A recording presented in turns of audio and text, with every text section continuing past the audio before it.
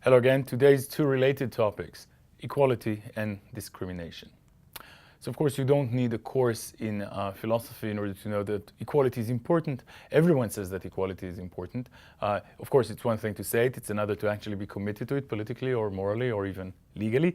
But even if we agree that something in the vicinity of equality is extremely important, there's still a lot of philosophical work to be done here because distinctions have to be made and different things may be at issue here. For instance, there may be questions about different possible senses of equality or perhaps different kind of equality. So we're going to have to devote some time to that.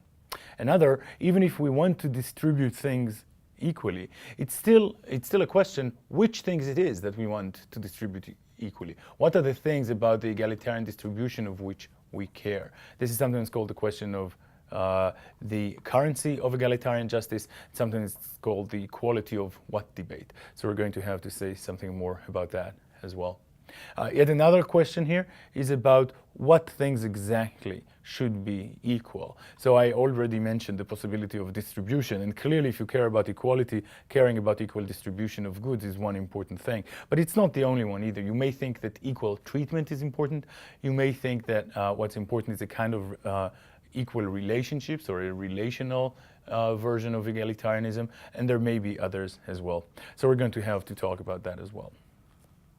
Then, relatedly, there's talk of discrimination, morally, politically, and legally. And again, you don't need a full course on the topic in order to understand that people are at least typically against discrimination, or anyway, that's what they very commonly say. But here too, there are many questions that may still arise. And as we'll see, it's not even clear what discrimination is or why it is that it is wrong, when indeed it is. Okay then. Let's start talking about equality. And here we're going to start talking about equal distribution of goods. Though, as I already mentioned, this will not be the only relevant topic here. So one thing to worry about when we worry about equality is about the distribution of goods. And I think a very good way of entering this debate is by just thinking about intuitive examples. So suppose you have two kids and they're equally hungry or maybe equally not so hungry. Anyway, they really want a cake. And you just have one piece of cake and you have to divide that piece of cake between them. It seems very natural to think that in such circumstances, what you need to do is to divide the cake equally. That's a very strong, a very robust intuition with which we can start. Notice that already here there was a complication that I set aside because I said that both were equally hungry or equally in need of sugar or whatever. But of course, in real life, very often that will not be the case. Perhaps you need to distribute a good between several people, but they are not exactly alike in the relevant features. Perhaps one of them has a need that's more pressing, or perhaps one of them, the interests of one of them will be better promoted by a bigger share of the relevant good to be distributed, or anything along these lines. Sometimes this distinction, the distinction between a kind of a formal, almost numerical equal distribution on one side, and the kind of distribution that perhaps with an eye to the ideal of equality still takes into account differential needs, differential interests, differential background circumstances in general. Sometimes that distinction is put in terms of the distinction between a formal and a substantive notion of equality. And we'll get back to that distinction a little later as well. At least in philosophical circles, though, the main question about the value of equality or the purported value of equality is precisely whether it is of value. Now this may surprise you because in most contexts, in most practically relevant contexts, certainly when caring about equality in the law, it seems obvious that equality matters. But once we dig deeper, as we have to do in a philosophical discussion, finer distinctions are going to have to be made, and then nothing is as clear anymore. For instance, here's one important distinction. You may ask whether inequality, now asking about the negative side, whether inequality is itself of negative value, or whether it's merely an indication that something bad has already happened, something else, not necessarily having to do with equality or inequality. So in the children and cake example, you may think that there's nothing that bad in an unequal distribution of the piece of cake between the two already well-fed children. You may think that the problem is that an unequal distribution will indicate that you don't care as much for one child as you probably ought to. And if so, the problem with the inequality is that it indicates something else that's problematic. Now, in many practical contexts, we don't need to worry about this distinction. If something is bad, that's a good reason to try and implement, say, institutional arrangements that guarantee that it won't be there, regardless of whether it itself is bad or whether it's an indication that something else has gone bad. But there are going to be contexts in which this distinction is practically important, and even if it's not, it is certainly important theoretically when we care about the value of equality.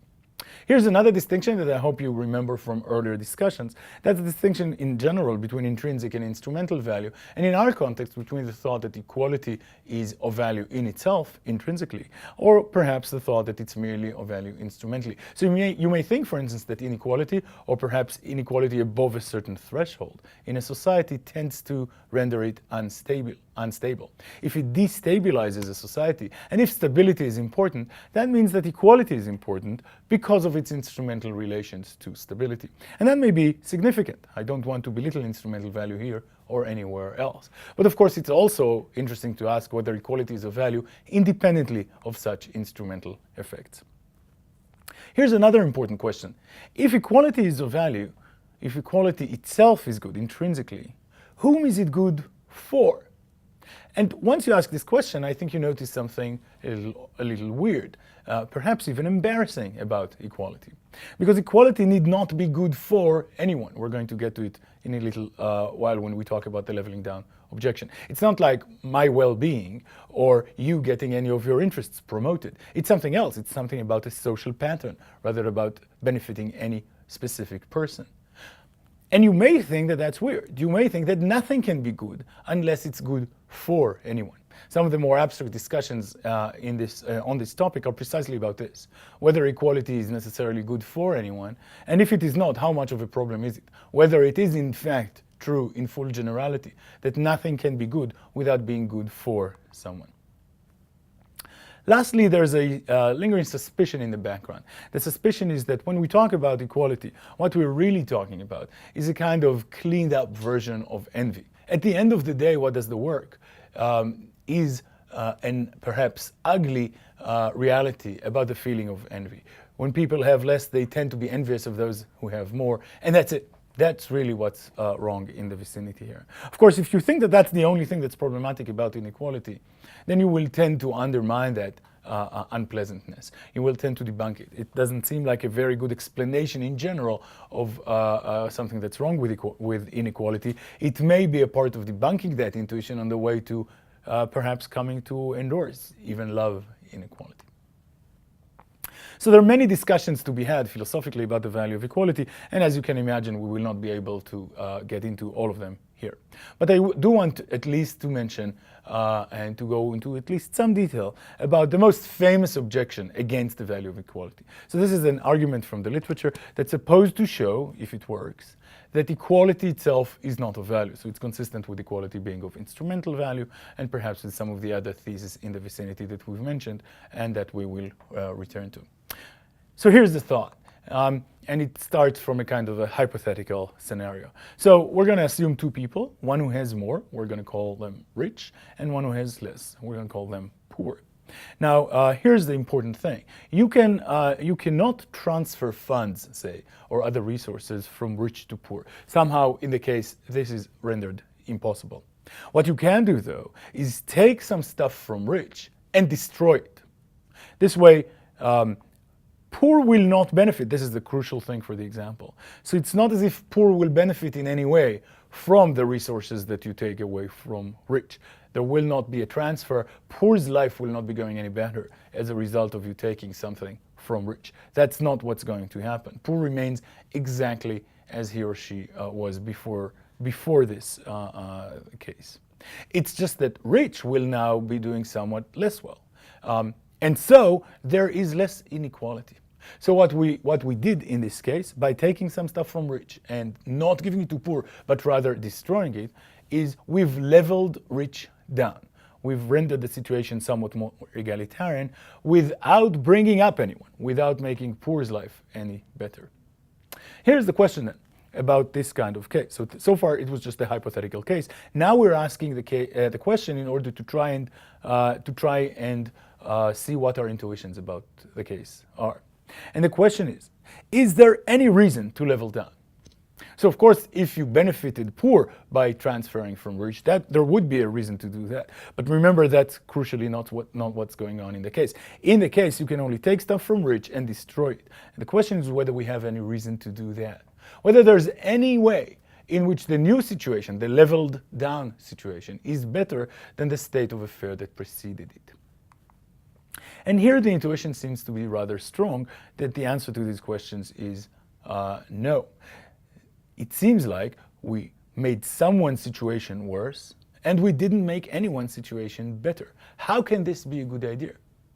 Now notice, the question is not whether we have, all things considered, overall reason to take away from rich and destroy those resources or something like that. That's a more complicated question, right? Whether that's the thing that we have overall most reason to do will depend on other reasons, including the reduction in the well-being of rich him or herself. So of course there may be complications here. Similarly, the question is not which state of affairs is overall better, the one before or after the leveling down. The question is much more focused, it's much more precise. It's whether there is any way in which the latter situation is better than the former, or any reason at all to bring about the leveling down. The point is that if, with the intuition that I've mentioned, you answer in the negative, so if you say that there is absolutely no reason to level down, that there is absolutely no aspect, not even one pro tanto way, in which the state of affairs after leveling down is better, then you seem to be committed to the conclusion that equality is not a value in itself. After all, in the post-leveling down state of affairs, there's more equality. The situation is less inegalitarian. So if equality had been of value, you would have been committed to saying that there is one good reason to bring about the leveling down, that there is at least one way in which the post-leveling down state of affairs is better. If you answer in the negative, though, you seem to be rejecting the value of equality. As I said, a very influential argument in the literature. But still, even if the leveling down objection works, there are many things in the vicinity that may very well still hold. For instance, suppose that what happens, and what is more often the case in the real world, is that you cannot just destroy some of rich's stuff, but you can transfer from rich to poor. Well, of course, in that case, it may very well still be a good idea to transfer, say, resources from rich to poor, even if equality is not of value, even if the leveling down objection by itself is quite conclusive.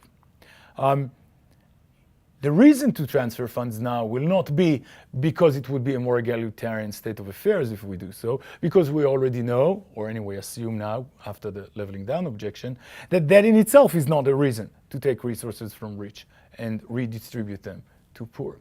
But the fact that that's not a good reason to do so doesn't mean that there aren't any other good reasons to do so. And of course there are. For instance, if poor is hungry, then that fact by itself, poor's need, regardless of the inequality, the fact that poor is hungry gives us a very strong reason to satisfy his hunger. And if the best way of doing that is by taking some of the resources away from rich without rendering rich hungry, then perhaps that's the thing to do. See, regardless of equality, the needs of the poor or the needs of the needy still count. And politically speaking, that may be enough. So I personally think, and I think that's a thought that's shared by many who accept the leveling down objection, that important though it is morally and theoretically and philosophically, politically it doesn't really matter. Because politically we can still strive for equality or for something in the vicinity. Indeed, we still ought to, because of the needs of the needy. Because, say, of the hunger of the hungry, which is not necessarily about inequality. An important thought here is that perhaps it's not just that the needs of the poor are important, but that the needs of the poor are more important than the needs of the rich. And here there are many ways of emphasizing this intuition, but perhaps this is a nice one. Suppose what you can do now is not exactly transfer resources from rich to poor, and not exactly take from rich and destroy, as the leveling down objection stipulates. Rather, you can do something in the middle.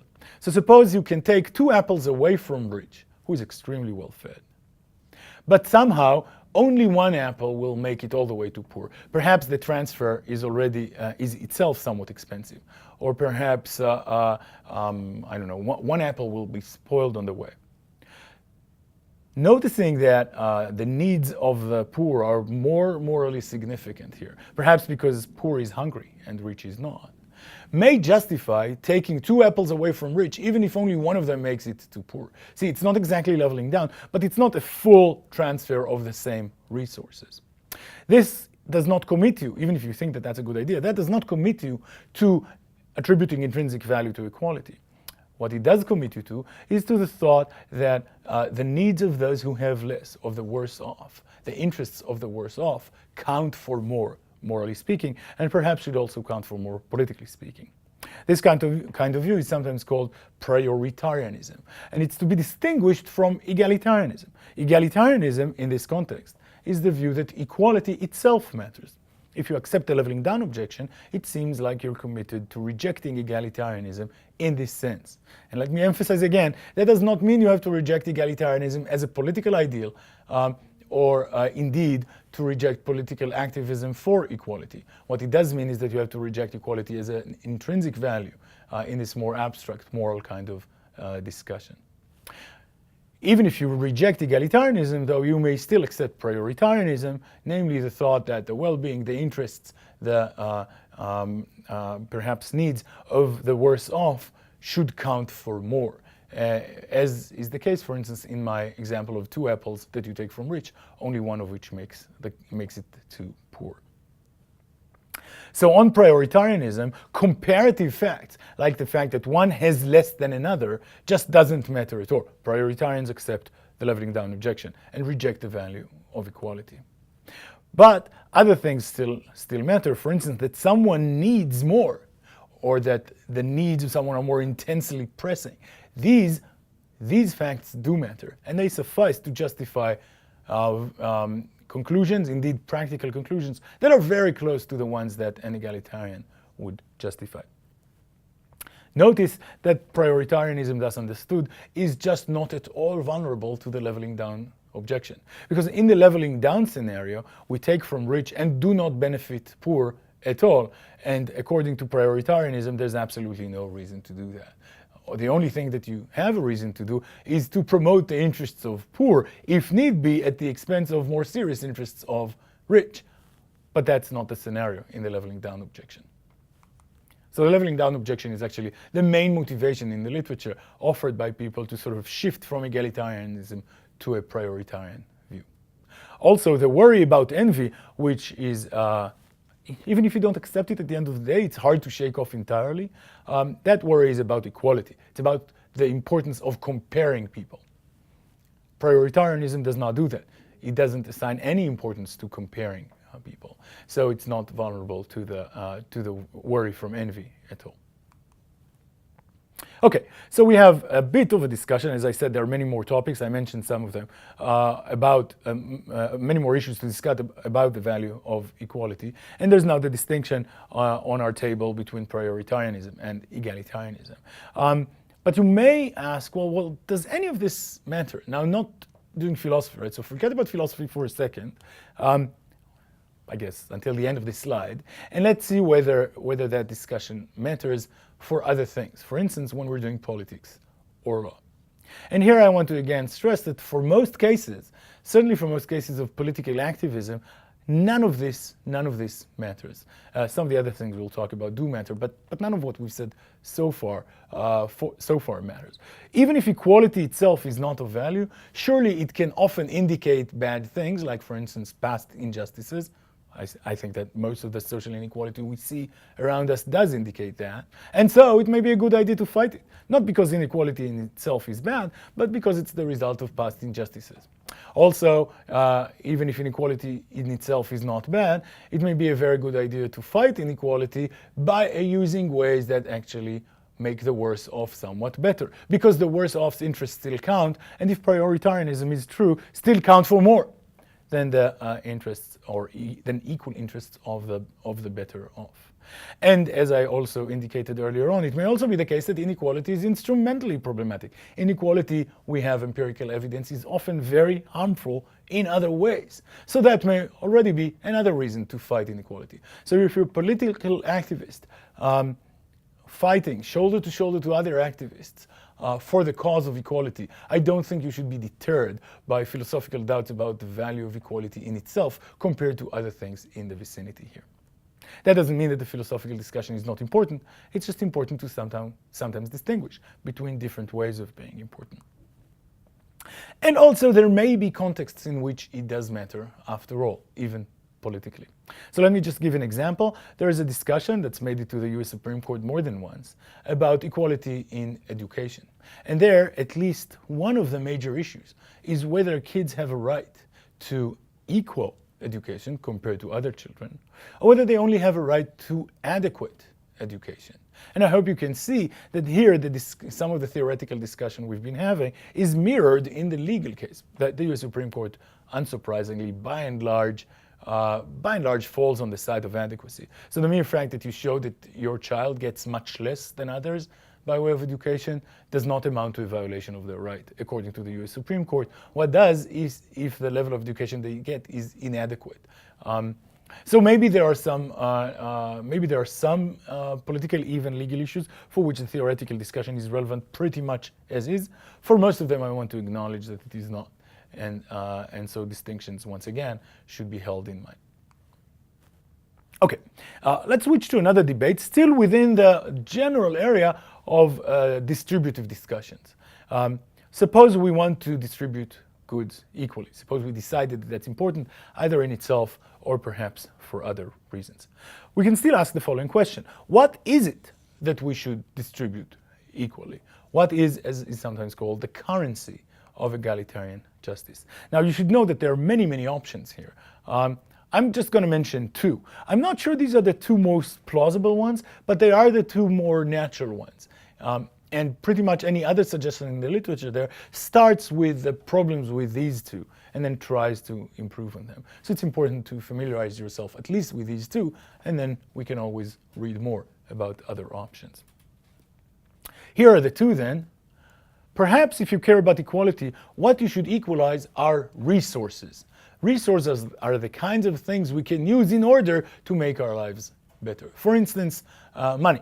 Money is a major resource, but and it's important to keep it in mind, but it's also important to keep in mind that it is not at all the only relevant kind of resource. For instance, apples are, right? Apples are important because if you are hungry, you can use an apple and suddenly not be hungry anymore. Or perhaps because they're so tasty that they can improve your well-being in other way, you can enjoy eating them.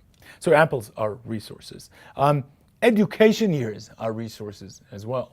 As it happens, pretty much, and with few exceptions, the more education years you have, the more options you have, the more opportunities you have, the better your relationships are, the more other ways of improving your life. So education years also are a kind of resource.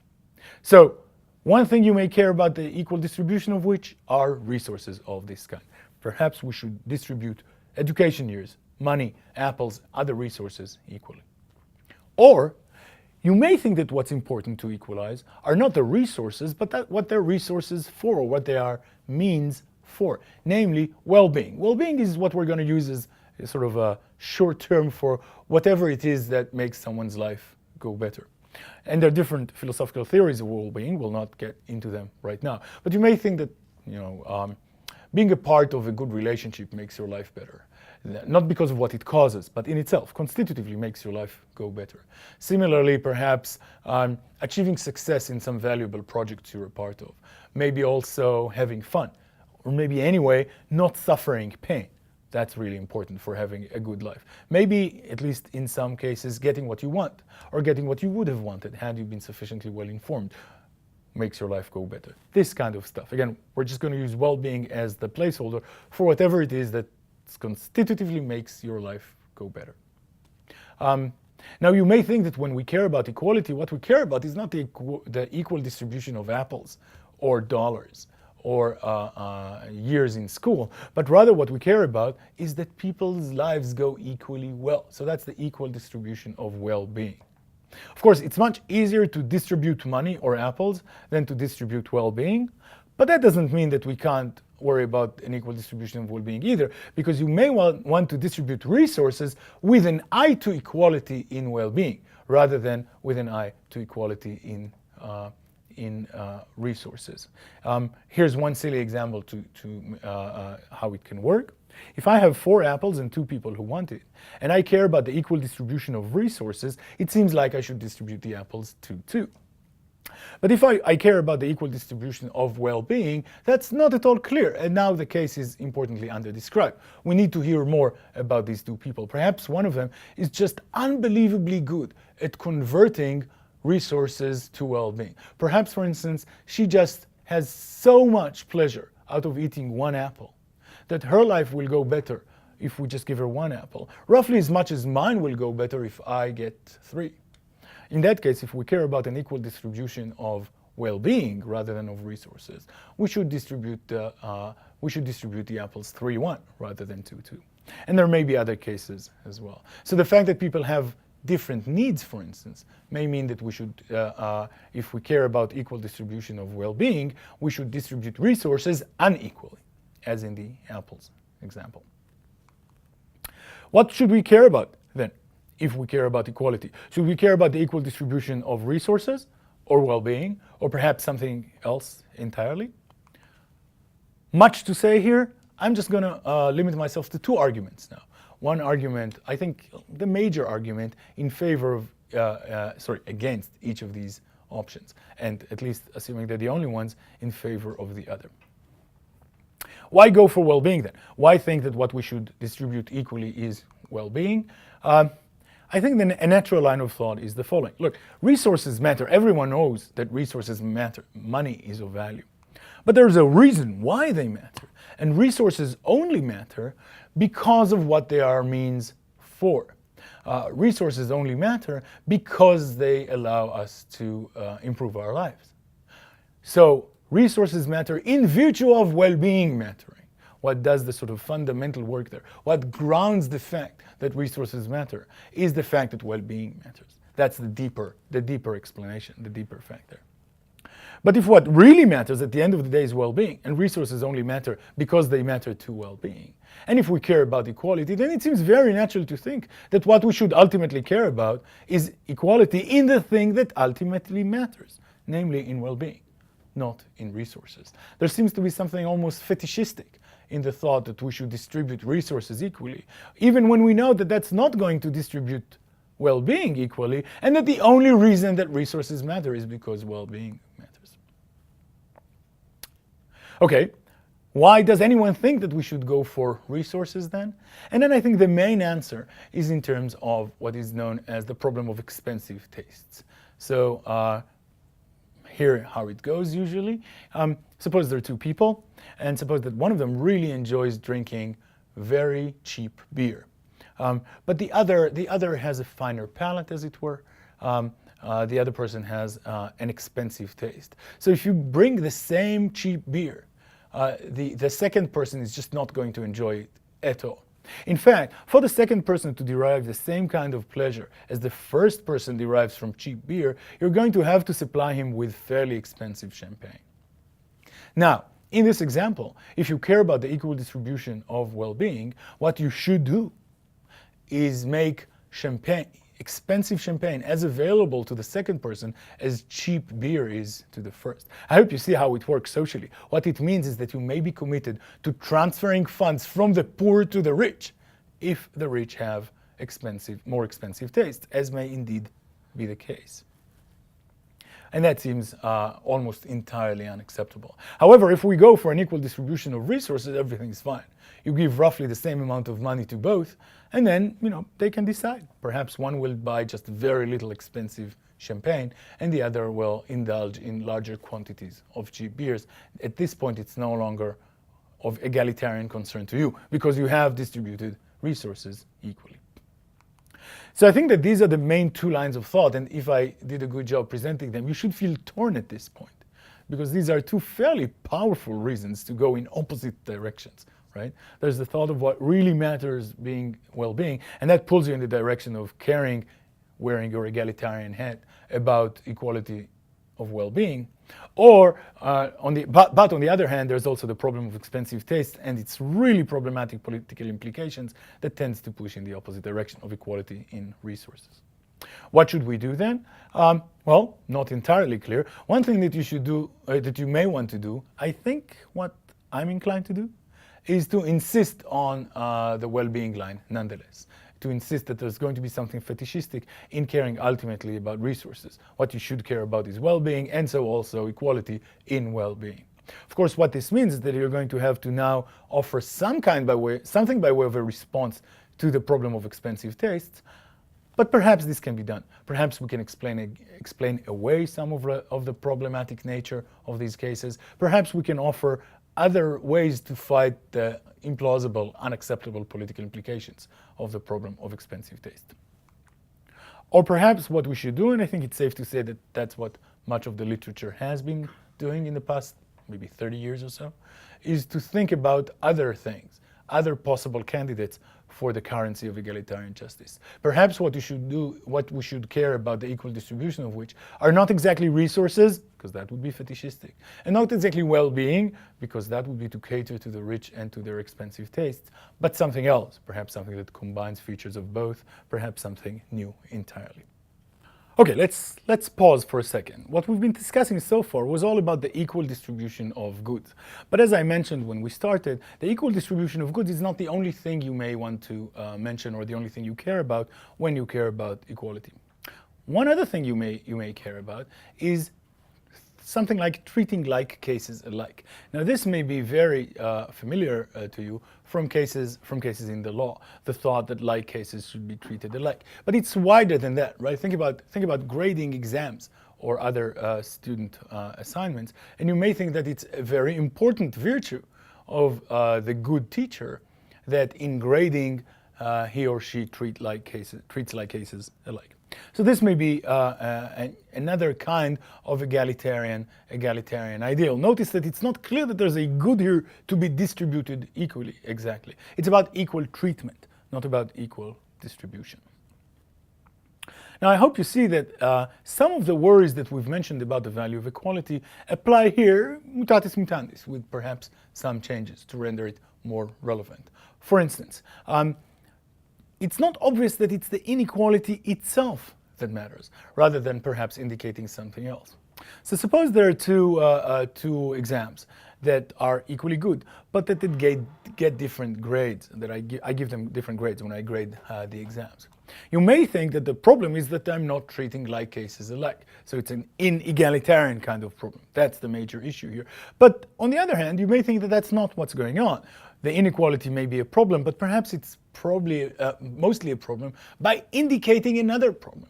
Namely, the other problem is that at least one of these exams did not get the grade that the student deserved for it. Perhaps that's a problem. So the inequality is merely evidence. It's an indication that there is this other problem that's really doing the work here.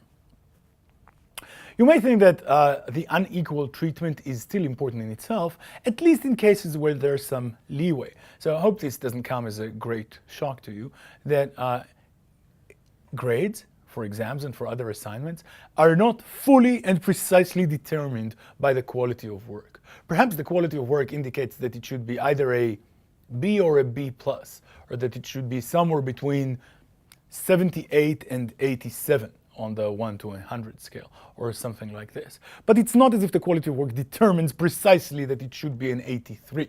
That's just not how these things work. So you may think that the norm according to which like cases should be treated alike does play an important role, but only in this kind of indeterminacy, leeway kind of area. So if you have two exams that are equally good, and that could each get anywhere between 78 and 87, if you gave one 83, you should give the other one 83 too, because like cases should be treated alike. So you may think that a kind of egalitarian, equal treatment kind of concern can do work, at least in cases in which otherwise there's leeway. Okay, that was an interesting interlude on grading. The question is whether something like this applies to the law. And that's not that obvious, because that will depend, at least to an extent, on the question of leeway in legal context. Is it the case, say, that how serious the offense was in the circumstances fully determines the right punishment? Or is it that it only determines a kind of a range, and then within that range there's a leeway? If so, perhaps equal treatment dictates that like cases should be treated alike, even within the acceptable range of punishments that otherwise would have been okay. Similarly for other kinds of findings in non-criminal law and the like. Okay, suppose we agree that like cases should be treated alike, either intrinsically or because anything else would amount to a violation of some other norms. So we don't care about that distinction right now. We should still care about the following question. What does it mean to treat like cases alike? In particular, what makes it the case that two cases are alike? I mean, no two cases are exactly alike in all of their features. At the very least, one of them happened on a different time in a different place. Perhaps the parties' names start with different letters. There are many, many differences between cases, right? So the thing to worry about here is whether the cases are alike in their relevant features, in the features that call for a certain kind of moral or legal response. But now we need to ask about that. Now we need to ask about which features are relevant. And I hope you see that there is no short way of doing that. That's just going to involve the full substantive discussion of which features are normatively relevant, of which features of the situation matter. Here again, the discussion of formal and substantive equality may be relevant. So as you tend towards formal equality, you may want to do away, to the extent possible, with other background conditions. You're going to say that, for instance, two offenses are alike if, and then you're going to specify things in fairly formal terms. The same harm is done, or something along these lines. But you may think that a wider range of background circumstances are important. Perhaps what it takes for two offenses to be to amount to like cases, and so to merit like treatment, is much more than just the harm done. Perhaps the background life circumstances of the offenders are also relevant, and then we will tend towards a more substantive, more nuanced view of what it is to treat like cases alike. Here's an example, I think. What does it mean to treat men and women alike in cases of academic promotion? So here's one possible answer. Well, if you think that what matters are the number of publications, the level of work, and perhaps also some other stuff like teaching evaluations, then you should treat like cases alike. You treat men and women alike in matters of academic promotion when you apply the very same numbers of publications, the very same tests for quality of work, the very same tests for teaching evaluation acceptability. That's a possible way to go. It's kind of a formal equality version of treating like cases alike. But you may think that other background conditions are also important. So it's really crucial for academic promotion to write a lot, early on, say between the ages of 25 and 40. Now there's nothing logically or a priori that makes it harder for women to write during those years than for men. But there are many things, not logical and not a priori, that do precisely that. So we know how our society is arranged. We know that by and large, everything having to do with household and with child rearing is not distributed equally. Those burdens are shouldered primarily by women, and primarily when they're roughly between the ages of 25 and 40.